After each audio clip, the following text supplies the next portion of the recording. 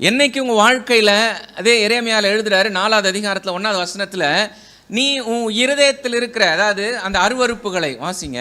இஸ்ரவேலே, நீ திரும்புகிறதற்கு மனதாய் இருந்தால், நீ திரும்புகிறதுக்கு இந்த இரவு பொழுதுல உனக்கு மனது இருக்குமானால், நீ செய்த தவறுகள், நீ செய்த குறைகள் ஒருவேளை பெரிய பாவம் இல்லாத காரியமாக கூட இருக்கலாம்.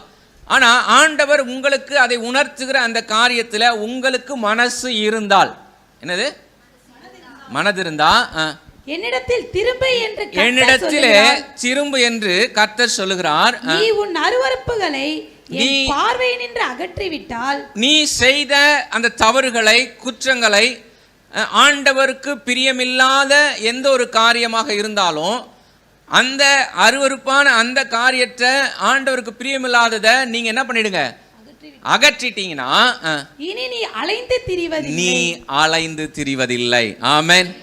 ஒருவேளை உங்க வாழ்க்கையில ஆசீர்வாதத்துல நிலையா நிற்க முடியாதபடி, முன்னேற முடியாதபடி இங்கும் அங்கும் அலைஞ்சிக்கிட்டே இருக்கிறீங்களா? கர்த்தர் சொல்றாரு, நீ சரியாக வேண்டியதை நீ சரியாயிரு. உனக்கு மனசு இருந்தா, நீ ஆசீர்வதிக்கப்படணும்னு விரும்பினா, நீ சரி பண்ண வேண்டிய விதத்தை என்ன பண்ணிடு, சரி பண்ணிடு.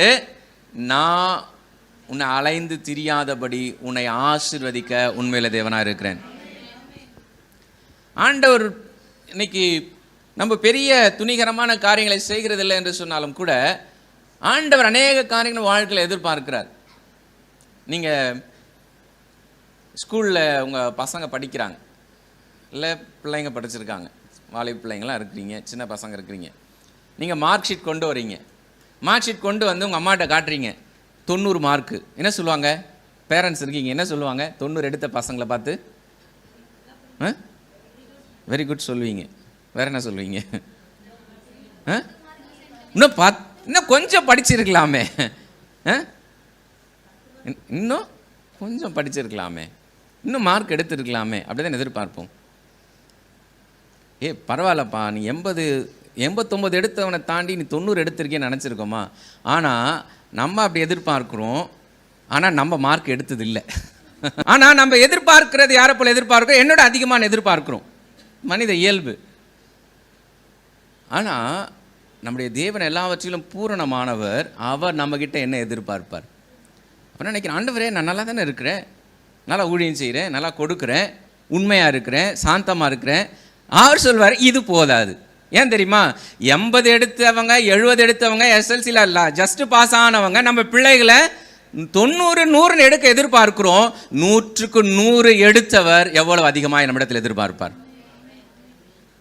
அவர் எல்லாவற்றிலும் பர்ஃபெக்ட்ங்க.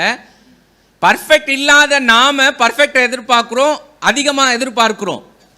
ஆனால் பூரணமான ஒருவர் நம்மிடத்துல பூரணத்தை எதிர்பார்க்க மாட்டாரா? அதனால தான் சின்ன சின்ன காரியத்துக்கு உங்கள் வாழ்க்கையில் அவர் குறுக்கிட்டு கொண்டே இருக்கிறார். ஏன்னா அவர் எதிர்பார்க்கிறது இதை விட அதிகம். வசனம் அதனை சொல்ல, நான் பரிசுத்தராக இருக்கிறது போல நான் எப்படி இருக்கிறோன்னா அப்படி நீ இரு. ஆனால் நீங்கள் அப்படி இருந்தீங்கன்னா, ஆண்டவர் சொன்னார், நேபுகாத்நேச்சருடைய வாழ்க்கையில் அவன் பெருமைப்பட்டான், ஆண்டவர் தள்ளினார். லூசிபர் பெருமைப்பட்டான், கீழே தள்ளினார். ஆனால் ஆண்டவருடைய பிள்ளைகளாக நாம் அவரை போல மாறும்பொழுது சொல்கிறாரு, என்னை விசுவாசிக்கிறவன் நான் செய்த கிரியைகளை அவனும் செய்வான், இதெல்லாம். அப்போ ஆண்டவருக்கு எவ்வளோ பெரிய இருதயம் பாருங்கள். நான் செஞ்சதை காட்டிலும் அப்போ ஆண்டவர் நம்மளை உயர்த்த தானே விரும்புகிறாரு. நம்ம அப்போ ஆண்டவர் நம்ம அவரை காட்டில் பெருசாக செய்யணும்னு எதிர்பார்க்கிறாரு, அதில் சந்தோஷப்படுகிறார், பொறாமப்படுகிறவர் அல்ல. ஆனால் அந்த பெருமையின் சிந்தையோடு நீங்கள் வாழும்பொழுது தான் ஆண்டவர் அதை தட்டிக்கிட்டே இருக்கிறார். நீங்கள் அந்த உண்மையாகவே தேவனுக்கு ஏற்ற இருதயத்தோடு நீங்கள் ஆண்டவருக்கு செய்கிற கிரியைகள் எல்லாம் ஆண்டவர் எதிர்பார்ப்பு தெரியுமா? என்ன காட்டில் என் பிள்ளைகளை அதிகமாக செய்யணும்னு எதிர்பார்க்குறேன், என்ன காட்டில் அங்கே உயர்ந்திருக்குன்னு எதிர்பார்க்குறேன். அதில் ஆண்டவர் ஒரு நாள் நம்மள பொறாமலை வைக்க மாட்டார், அதை எதிர்பார்க்கிறார். நீங்கள் உங்கள் வாழ்க்கையில் ஆனால் சின்ன காரியமாக இருந்தாலும் ஆண்டவர் நோட் பண்ணி, அப்போ ஏதோ ஒரு காரியம் இன்றைக்கி நம்ம வாழ்க்கையில் ஆசீர்வாதத்தை பெற முடியாதபடி தடுத்து நிறுத்துது. அதை ஒருவேளை நீங்கள் ஜெபிக்கிற பொழுது ஆண்டவர் சொல்லியிருந்தாருன்னா அது என்ன பண்ணுங்க, இன்றைக்கி ஆண்டு கரத்தில் ஒப்பு கொடுங்க. ஆண்டவரை என்னை மாற்றும், என்ன பாடல் பண்ண நிலைவரமாக இருதயம் முன்னை சிருஷ்டித்தர். என் வாழ்க்கையில் இப்படிப்பட்ட இருதயத்தை எனக்கு தாங்கன்னு சொல்லி நீங்கள் கேட்கிற பொழுது ஆண்டவர் இன்றைக்கு உங்கள் வாழ்க்கையில் பெரிய நன்மையை ஆண்டவர் வச்சிருக்கிறார். இன்னைக்கு உங்கள் வாழ்க்கையில் அதே எரேமியாவில் எழுதுறாரு 4வது அதிகாரத்தில் 1வது வசனத்தில், நீ உன் இருதயத்தில் இருக்கிற, அதாவது அந்த அருவருப்புகளை வாசிங்க.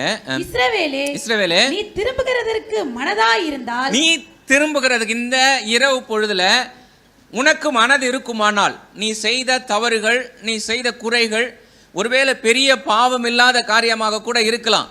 ஆனா ஆண்டவர் உங்களுக்கு அதை உணர்த்துகிற அந்த காரியத்துல உங்களுக்கு மனசு இருந்தால், என்னது மனது இருந்தா, என்னிடத்தில் திரும்பு என்று என்னிடத்திலே திரும்பு என்று கர்த்தர் சொல்லுகிறார். நீ உன் அருவருப்புகளை என் பார்வையினின்று அகற்றிவிட்டால், நீ செய்த அந்த தவறுகளை, குற்றங்களை, ஆண்டவருக்கு பிரியமில்லாத எந்த ஒரு காரியமாக இருந்தாலும் அந்த அருவருப்பான அந்த காரியத்தை, ஆண்டவருக்கு பிரியமில்லாததை நீங்க என்ன பண்ணிடுங்க, அகற்றிட்டீங்கன்னா இனி நீ அலைந்து திரிவதில்லை. ஆமென். ஒருவேளை உங்க வாழ்க்கையில ஆசீர்வாதத்துல நிலையா நிற்க முடியாதபடி, முன்னேற முடியாதபடி இங்கும் அங்கும் அலைஞ்சிக்கிட்டே இருக்கிறீங்களா? கர்த்தர் சொல்றாரு, நீ சரியாக வேண்டியதை நீ சரியாயிரு. உனக்கு மனசு இருந்தா, நீ ஆசீர்வதிக்கப்படணும்னு விரும்பினா, நீ சரி பண்ண வேண்டிய விதத்தை என்ன பண்ணிடு, சரி பண்ணிடு. நான் உன்னை அலைந்து திரியாதபடி உன்னை ஆசீர்வதிக்க உண்மையில தேவனா இருக்கிறேன்.